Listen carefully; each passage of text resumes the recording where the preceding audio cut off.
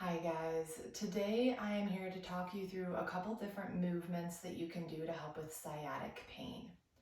So if you have struggled with sciatica, or maybe you every once in a while just deal with that sciatic pain, then these are my two go-tos to alleviate some of that and get the pelvis back into a more neutral and pleasant place.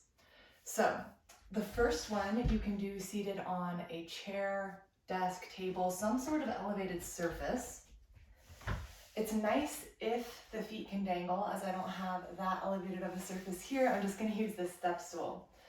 But essentially, you choose one foot to stay down, and as you straighten one leg out, you also lift the chin and look up, and then rebend.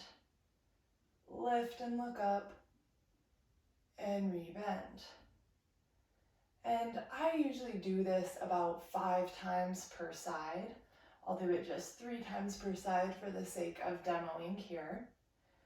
I personally like to inhale on the look and lift and exhale on the lower.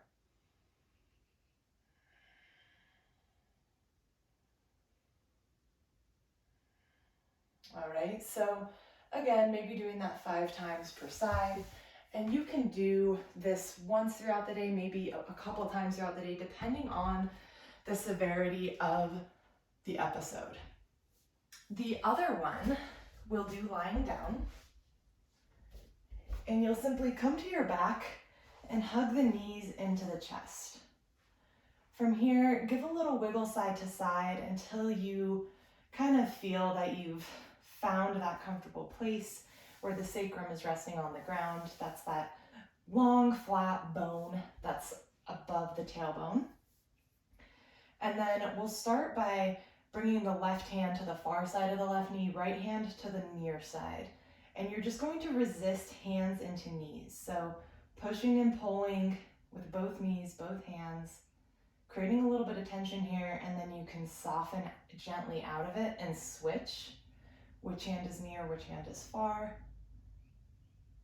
Again, soften gently out of it. And I do this one a couple different times. Typically, I hold for about 10 to 20 seconds on each side. And then again, very mindfully soften out of this.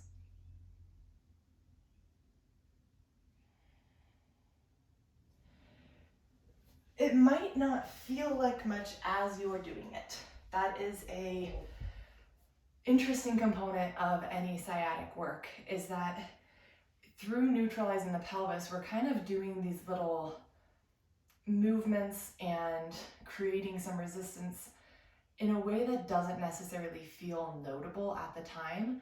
But once you stand back up and walk, you ought to be able to feel the difference. So, for example, I recently moved a few different times within the last year, and in carrying heavy boxes in awkward ways, my sciatica was out of control by the end of every day. But if I laid down and did that subtle engagement, I would get back up and I'd go from having felt kind of hobbled to feeling like I was fine and I could walk again. So it can have a pretty dramatic impact. The other thing that you can do to stimulate that same engagement would be to have something like a broomstick, where you have it in front or even in the crease of one knee and then on the near side of the other, and you hold it on the sides and you kind of resist the legs that way. That works just fine too. I just personally like the push and pull because it's easier for me to make sure that it's even. So hopefully those couple of exercises can help you out and relieve some of the discomfort you might be in. Thank you so much.